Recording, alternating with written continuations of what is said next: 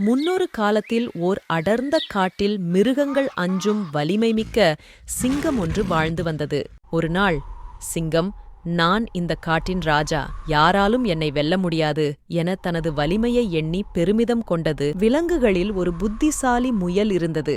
அது அந்த திமிர் பிடித்த சிங்கத்திற்கு பாடம் கற்பிக்க முடிவு செய்தது. முயல் சிங்கத்தை அணுகி, அட பெரிய சிங்க ராஜாவே, நீங்கள்தான் வலிமையானவன் என்று எனக்கு தெரியும். ஆனால் உங்களை விட வலிமையானது எனக் கூறும் இன்னொரு சிங்கம் இருக்கிறது.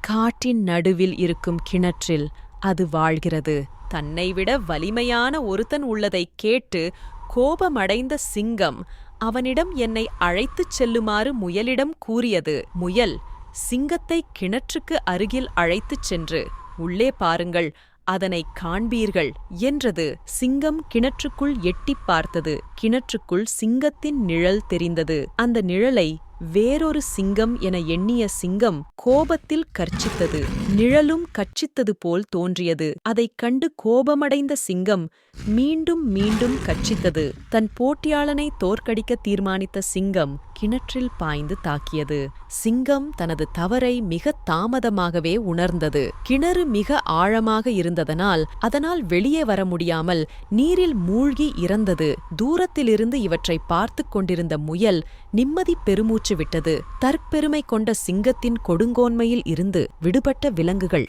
மகிழ்வுற்று முயலின் புத்திசாலித்தனத்தை பாராட்டின.